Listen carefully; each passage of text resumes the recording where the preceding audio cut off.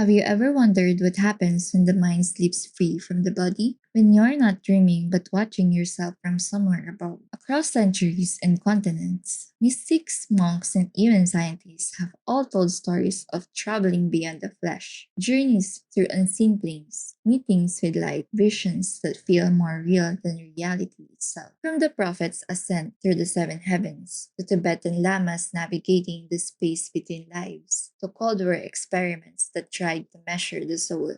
The human desire to leave the body was never truly gone away. Tonight, we map the invisible, the luminous silver cord, the astral plane, and the thin, trembling line between death and discovery. Because maybe the greatest mystery isn't where our body goes when we die, but where our consciousness goes when it decides to wander. This is episode 5 of our mini series, Mind Beyond Matter, Eyes Closed, Body Gone, Projected Consciousness, and Out of Body Mysteries. I'm your host, Jane, and this is the LilWeird podcast.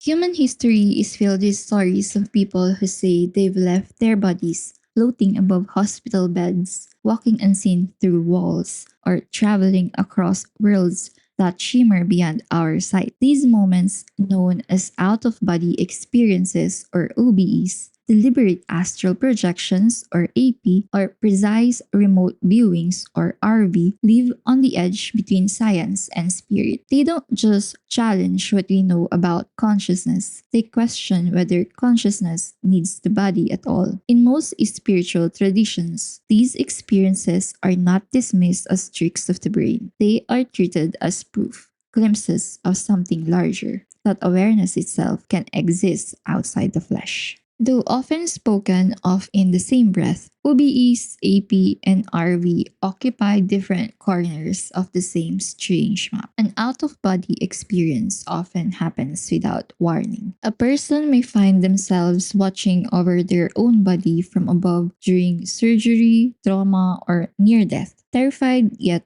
oddly calm, as if their awareness has unhooked itself for a moment. Astral projection, on the other hand, is intentional. It belongs to the language of mystics and occultists who claim that with training through breath, visualization, or meditation, the astral body can be released at will to explore what they call the astral plane. Unlike an OBE, it's a skill one cultivates, not an accident one survives. Then there is remote viewing, a practice born not from monasteries or temples but from Cold War laboratories. It began as an attempt to see distant targets without leaving one's seat, to send consciousness out like a radio signal and bring back data. Yet, in spiritual circles, it became something else entirely, a modern form of clairvoyant travel, a way to tap into the collective field of mind. Together, these three form a continuum of non-physical experience, from the spontaneous to the disciplined, from the mystical to the methodical, all point toward one idea, that awareness may not be confined to the limits of the body. When people find themselves outside their bodies, their first question is rarely scientific, it's existential. What just happened to me? Some turn to neuroscience for answers, others to faith. Those who choose the spiritual frame often describe the moment as proof that the soul can leave the body. This interpretation doesn't just comfort, it transforms. Many experiencers say that the event feels more real than reality itself. The clarity, the stillness, the vast sense of presence, it changes their worldly view entirely.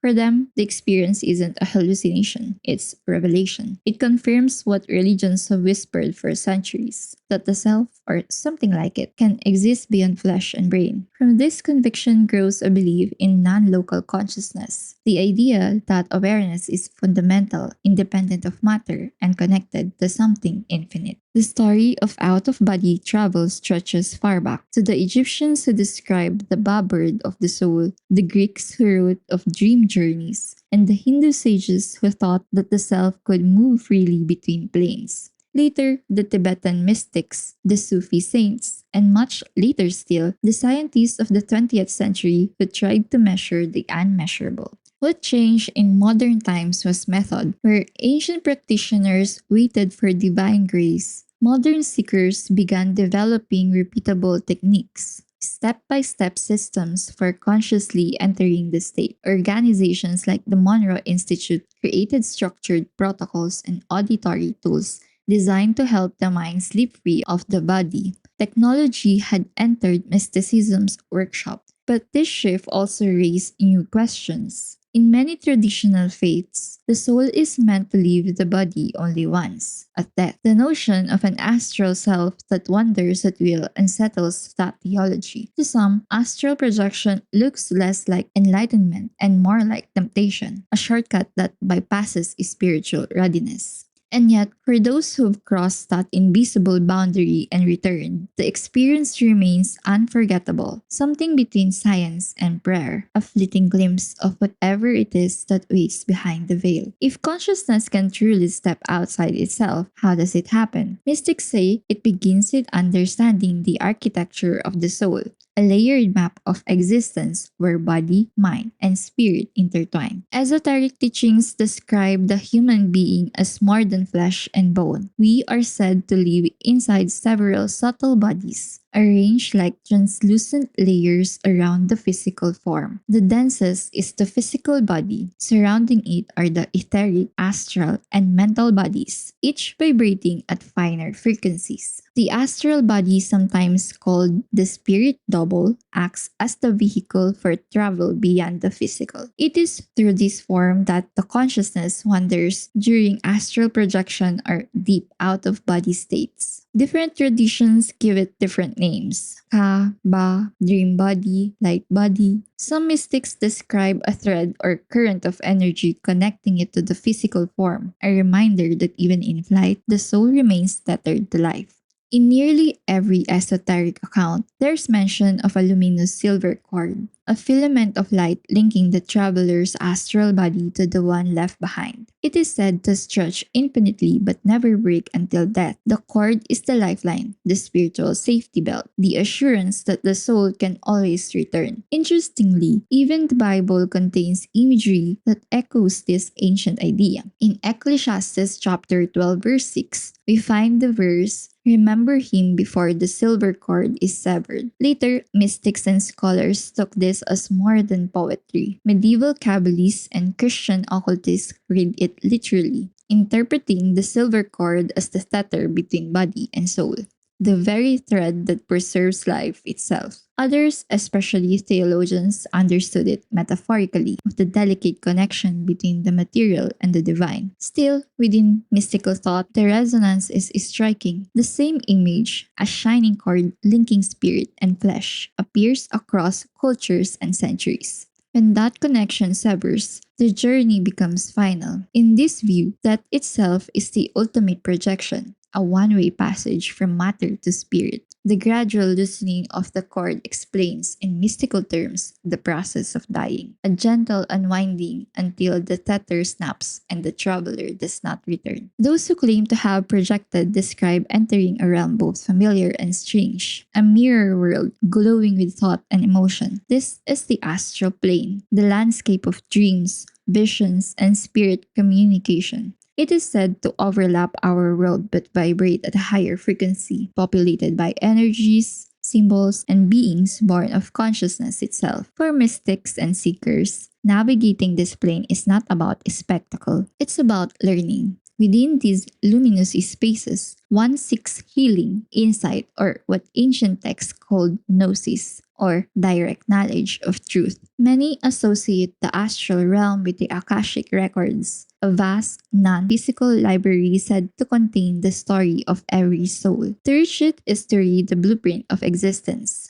to understand who we are, why we suffer, and how our choices ripple through lifetimes. In its highest expression, astral travel is not escape, it's revelation, the realization that the soul and the divine are not separate but reflections of one another. Interestingly, the language we use today, astral projection, astral self, astral plane, was shaped in the late 19th century by the Theosophical Society, whose writers sought to systemize these ancient ideas into modern spiritual science. Yet Yet the essence behind the terms is far older. Across centuries and cultures, the same vision persists. Consciousness as traveler, the universe as map, and the body as temporary lodging on the way home. Across the world's great faiths, there runs a quiet, persistent idea that consciousness can leave the body, sometimes to witness, sometimes to learn, sometimes to meet the divine. These moments of separation, whether they unfold as out of body experiences or OBEs or near death experiences or NDEs,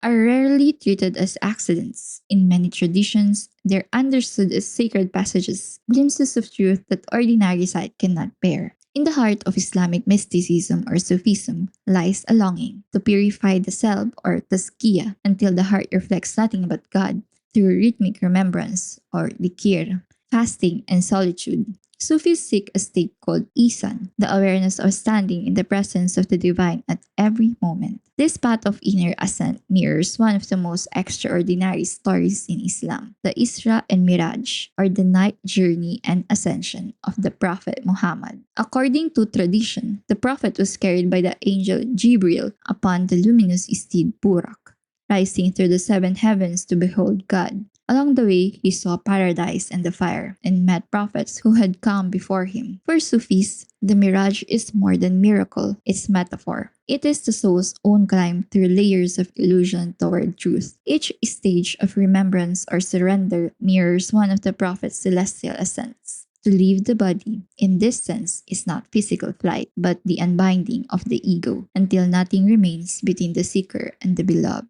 Far from Arabia, in the snowy mountains of Tibet, another map of consciousness takes form, the Bardo Todol, known to the West as the Tibetan Book of the Dead. It is a guide whispered into the ear of the dying, teaching the soul how to recognize the light that appears the moment the body falls away. Tibetan Buddhism describes this in stages called bardos or in-between states. The Chikai Bardo, the moment of death, begins with the radiance of the clear light, the pure awareness that is the true nature of mind. If the dying recognize it, they awaken instantly. The Chelnid Bardo follows, filled with visions of peaceful and wrathful deities, reflections of one's own consciousness. To fear them is to fall, to recognize them as one's own mind is to be liberated. These teachings are not only for the dying. Practitioners rehearse the bardos through meditation and lucid awareness, training the mind to stay clear when ordinary reality dissolves. The message is simple yet profound. Liberation does not wait for death. It depends on recognition. Seeing through illusion here and now is the same as passing safely through the bardos later. When researchers began collecting near-death experiences, they noticed something fascinating. Across continents, people describe the same sensations, drifting above their bodies, entering tunnels of light, feeling immense peace, but the scenery changed with culture and faith. In Western accounts, those in the tunnel often meet family members who have passed, familiar faces waiting in radiant light. In Thai reports, shaped by Buddhist and Hindu beliefs, the newly departed are met by Yamatuts or Yamadutas, or the messengers of Yama, the lord of the underworld, who escort the soul to its karmic judgment. The Buddha might appear not as a person but as a distant symbol of light. These differences reveal something essential. While the experience of separation may be universal, the interpretation is deeply human. Each person's vision is filtered through the language, imagery, and expectations of their faith. The tunnel, the light, the guides, each culture paints its own version of the passage between worlds. From the Sufis' ascent through the heavens, to the Tibetan Lama's journey through the bardos, to the modern patient who wakes on an operating table, claiming to have seen the other side, every story speaks of the same mystery, consciousness unbound. Whether framed as divine gift, disciplined practice, or fleeting glimpse of eternity, these experiences all whisper the same truth, that perhaps what we call the soul does not end at the edge of the body. And across religions, that whisper has guided humanity for centuries, to seek, to remember, and to return with eyes newly opened. For thousands of years, the story of leaving the body belonged to mystics, saints, shamans, monks, and prophets who crossed unseen thresholds in moments of grace. But as humanity moved into the modern age, those same thresholds began to call to new kinds of seekers. No longer cloistered in temples or caves, they were found in drawing rooms, laboratories, and suburban basements. ordinary people reaching for extraordinary states. What was once guided by prayer and asceticism became reimagined through philosophy, psychology, and even technology. By the 19th century, a quiet revolution was stirring. The ancient languages of soul travel, once whispered in Sanskrit, Arabic,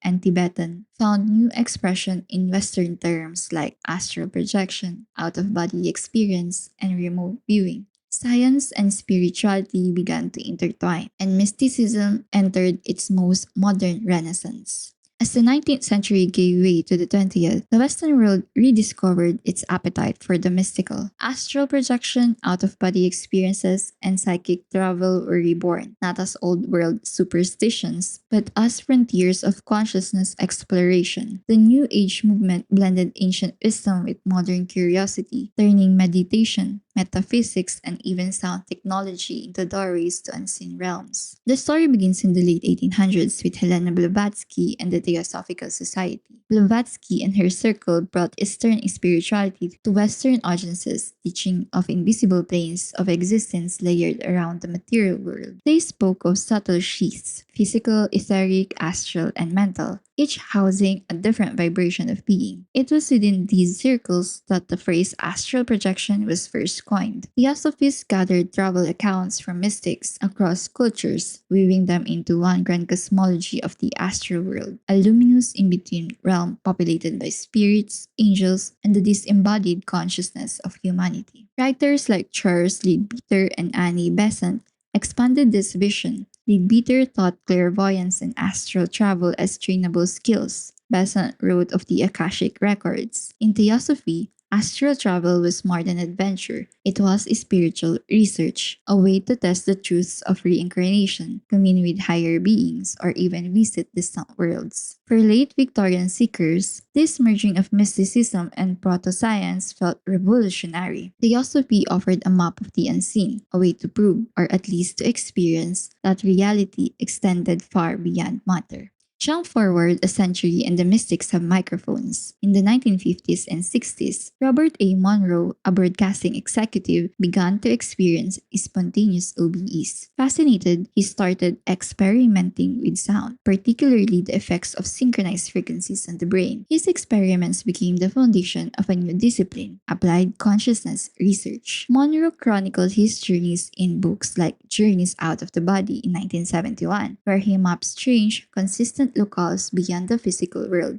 He described feeling connected to his sleeping form by a silver cord, echoing the same imagery found in centuries of mystical literature. In 1974, Monroe founded the Monroe Institute, a non-profit dedicated to studying and teaching altered states of awareness. Its technology, hemisync, short for hemispheric synchronization, used precisely tuned binaural beats to guide listeners into deep relaxation, the coveted state of mind awake, body sleep. In this liminal zone, practitioners reported sensations of floating, detachment, and heightened intuition. Where ancient yogis once relied on decades of ascetic training, Monroe offered a headset and a laboratory. His goal was democratic mysticism, to make transcendent experience available to anyone with curiosity and a pair of headphones. Then came the Cold War, a time when even governments began peering into the invisible. At the Stanford Research Institute, physicists Hal Puthoff and Russell Targ, working with clairvoyant Ingusman, explored whether consciousness could perceive far-off targets. They called it remote viewing, a neutral scientific term for an ancient idea, the mind's ability to see beyond space. Though the CIA's Stargate project eventually closed, the fascination never did. Remote viewing entered the public imagination, and the New Age world quickly embraced it, not as espionage, but as modern scrying. Workshops and online communities still teach the skill today, blending meditation, intuition, and focused visualization. Spiritually, remote viewing is seen as confirmation that awareness is non local, not trapped into the brain, but part of a wider field of universal consciousness. To view is to tune into that shared frequency, to glimpse how mind and cosmos intertwine. In metaphysical philosophy, this field of awareness is often described as the Akashic records. from the Sanskrit akasa, meaning ether or sky. Think of it as the universe memory, an energetic archive containing every thought, action, and event that has ever occurred. Edgar Casey, the sleeping prophet, claimed to enter this archive while in trance, retrieving information for healing and spiritual insight. In the New Age reinterpretation, remote viewing and astral projection became ways to access this vast living database, not just to gather facts, but to understand the soul's own blueprint. For seekers, such journeys are not about proving psychic ability, they're about awakening. The deeper aim is gnosis, or direct knowing. Those who claim to touch this field often return with a renewed sense of compassion, purpose, and unity with the divine. What began as a government experiment became for many a form of modern mysticism. By the 1960s and 70s, bookstores overflowed with manuals on leaving the body. Teachers like William Bullman, Sylvan Muldoon, and Robert Bruce popularized simple methods, visualizing a rope and climbing out, rolling from one sleeping form, or using crystals, incense, or binaural beats to shift awareness. Neo-pagan and Wiccan circles adopted astral work too. Practitioners built astral temples where coven members could meet in subtle form. Chaos magicians used projection sigils, while ceremonial magicians treated astral travel as a rite of initiation. Protective rituals invoking light, prayer, or archangels became common, echoing the older understanding that the unseen realms hold both guidance and danger. In spiritualist churches, psychic development circles met weekly to practice traveling clairvoyance. A medium might describe a sitter's home miles away or read the colors of a client's aura. Figures like Andrew Jackson Davis and Edgar Casey blurred the lines between healing, prophecy, and astral exploration, suggesting that perhaps the mind, once freed, could roam anywhere it willed. Today, the journey continues, not in secret lodges, but on screens. Online communities swap astral travel stories. Apps stream guided projections. Virtual reality headsets attempt to mimic the sensation of leaving the body. A modern practitioner might combine ayahuasca rituals from the Amazon, chakra meditation from India, and Monroe sound technology, creating an eclectic globalized approach to consciousness exploration. Skepticism persists, of course. Science still has no instrument to measure a wandering soul. Yet, for believers, that hardly matters. The experiences feel undeniably real, vivid, transformative, and often life changing. Many describe returning from these states with their fear of death gone, replaced by awe. Perhaps that's the quiet power behind all of this, whether through ancient chants or binaural tones, sacred texts, or online forums. It's the same old human impulse to prove that our minds are more than matter, that awareness itself is boundless, curious, and ever reaching toward the light. For centuries, people have spoken of journeys beyond the body as mystics, seekers, or scientists of the soul. But as these experiences entered the modern era, they also entered debate. What do they mean? Are they glimpses of another world or echoes of the brain under stress? The conversation slowly shifted from how people left their bodies to what that departure might prove. This is where spirituality meets philosophy and where personal revelation begins to challenge the foundations of science itself. Out of body experiences and near death encounters are not only mystical curiosities, they become central to one of the oldest human questions. Does consciousness survive death? For philosophers and theologians alike, these moments of separation are seen as more than visions. They are evidence. They hint that the mind may outlive the brain and that the story of the self might continue even after the heartbeat stops. Those who advocate the survival hypothesis, the belief that consciousness persists beyond physical death, often turn to OBEs and NDEs as their strongest proof. They argue that these events reveal non-local consciousness, awareness that operates independently of the brain. The most striking cases involve what researchers call veridical perception, moments when people accurately describe events around them while clinically unconscious. A patient might recall the sound of instruments clattering or describe a surgeon flapping his elbows like wings while giving directions. Details later confirmed to be true, even though the patient's EEG had flatlined. Such accounts, if taken at face value, append a core assumption of neuroscience. that consciousness is generated by the brain. If awareness can perceive when the brain is offline, then perhaps consciousness is not in the brain at all, but merely linked to it. To believers, this is not philosophy, it's confirmation. If the mind can observe where the body lies still, then the soul, or whatever we call it, may indeed survive death. Even within spirituality, not everyone agrees on what leaves the body. Different traditions draw delicate lines between the soul, the spirit, and the astral self. In Orthodox religion, the soul's true departure belongs only to death, the sacred moment when the eternal self moves beyond earthly existence. By contrast, the astral body described in esoteric and occult traditions is seen as a temporary vessel, a traveler that can wander but must always return. This theological distinction explains why voluntary astral projection has often been met with caution. Some view it as a spiritual overreach, an act that risks illusion or even deception. Spontaneous near death experiences, however, are treated differently because they occur without seeking, often in moments of trauma or surrender. They are viewed as genuine glimpses of divine truth, accidents of grace rather than experiments of will. Across faiths, the pattern remains. What comes unbidden feels sacred. What is summoned feels suspect. The difference, perhaps, lies not what is seen, but in why one seeks to see it. The question of spirit doesn't just challenge theology, it also exposes the limits of science. For all its instruments and data, modern neuroscience has no tool to measure consciousness itself, let alone its possible survival. As one researcher once put it, you can observe the brain, but not the mind that's watching.